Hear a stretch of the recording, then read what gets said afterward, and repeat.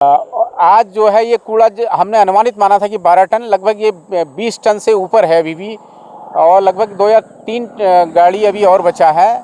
हम इस स्थल को पूरा साफ करके जो है इसको बिल्कुल एक साफ सुथरा शहर बना देंगे। पर्यावरण का ख्याल रखना हमारे लिए जीवन में बहुत ज़रूरी है, क्योंकि अगर पर्यावरण सुरक्षित नहीं है तो हम सुरक्षित नहीं रह सकते।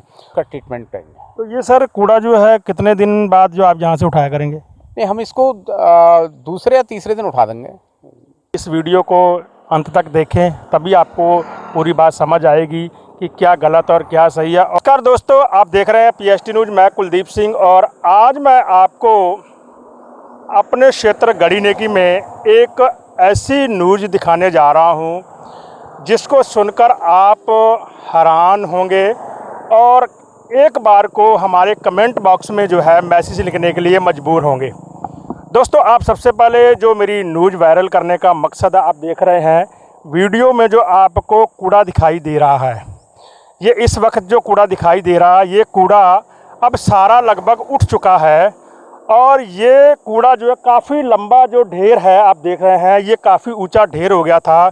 और मैं जब भी यहाँ से गुजरता था तो ये कूड़ा जो है, मुझे ऐसे शंका बार बार जताई जा रही थी कि कहीं ना कहीं ये आने वाले समय में बीमारियों का जो है एक जन्मदाता बनेगा। तो मैंने इस पूरे मामले की जो जानकारी है नगर पालिका के जो उच्च अधिकारी हैं उनके साथ वार्ता की फ़ोन कॉल के माध्यम से, तो उन्होंने हमें आश्वासन दिया कि आप निश्चिंत रहिए, हम बहुत जल्द इस कूड़े को उठाएंगे।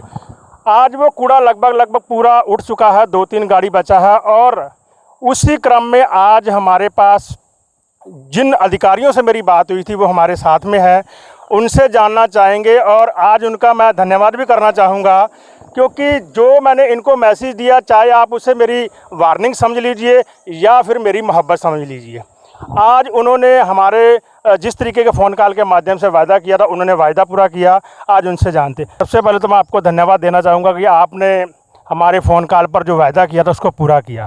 तो सर, सबसे पहले मैं जानना चाहता हूँ कि ये जो कूड़ा लगभग कितने समय का यहाँ पड़ा हुआ था? ये दरअसल लगभग विगत 10-15 वर्षों से जो जानकारी में आया, 10 से 15 वर्ष पूर्व से जो है यहीं पर डंप स्थल बना हुआ था और लीगेसी वेस्ट के रूप में ये जमा हो रहा था, जिसके क्रम में आप द्वारा भी हमें पूर्व में कम से कम 2 या 3 माह पूर्व हमें इसके बारे में कहा गया था ये कब तक होगा, क्योंकि अभी नई नगर पंचायत गढ़ी नेकी बनी, हमारे पास ना ही कोई संसाधन थे ना ही कोई वही। इस संबंध में मैं विशेषकर अपने जिलाधिकारी महोदय उधम सिंह नगर का धन्यवाद करूंगा कि उनके द्वारा हमें इस कूड़े के निस्तारण हेतु जसपुर नगर पालिका परिषद के ट्रीटमेंट प्लांट में जगह दी। आज जो है ये कूड़ा हमने अनुमानित माना था कि 12 टन, लगभग ये 20 टन से ऊपर है अभी भी, और लगभग 2 या 3 गाड़ी अभी और बचा है।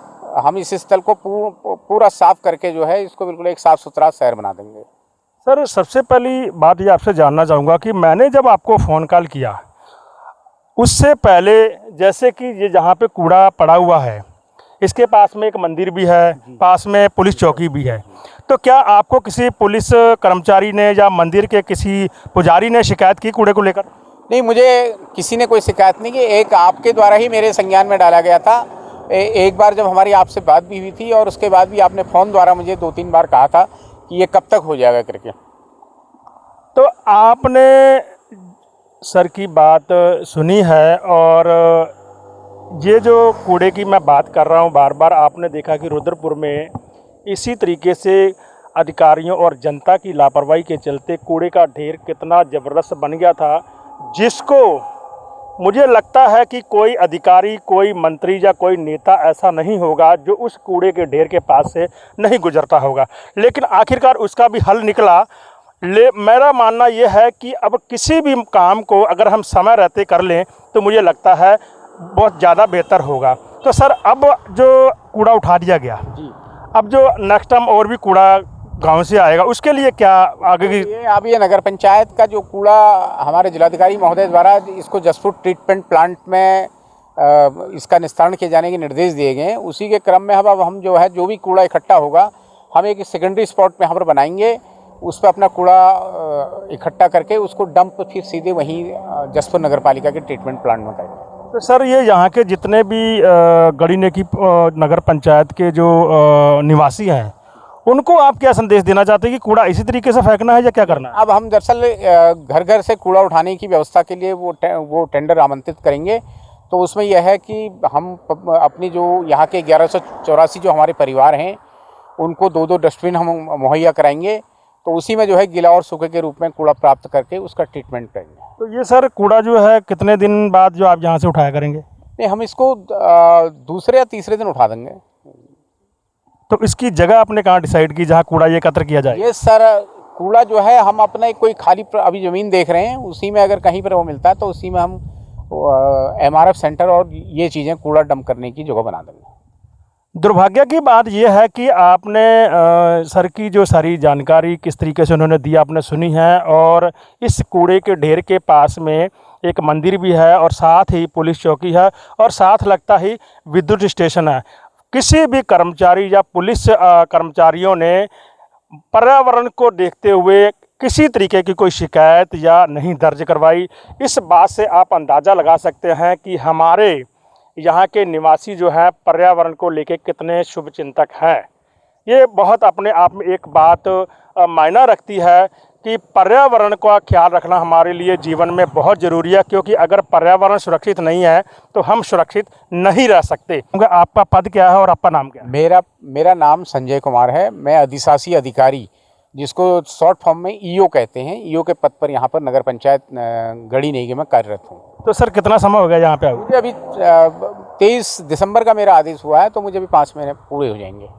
तो सर मैं एक बात और जानना चाहूँगा साथ साथ कि जैसे आपने अभी कहा कि दूसरे तीसरे दिन घरों से डस्टबिन लगाएंगे, कूड़ा उठाएंगे, तो मुझे लगता नहीं है कि आप एक जो यहाँ के हमारे निवासी हैं उनको कोई पर्यावरण को लेकर क्या संदेश देना चाहते हैं? हम उनके साथ जो है मीटिंग करेंगे और उनको जागरूक करेंगे कि भाई कूड़े का निस्तारण ऐसे होना है।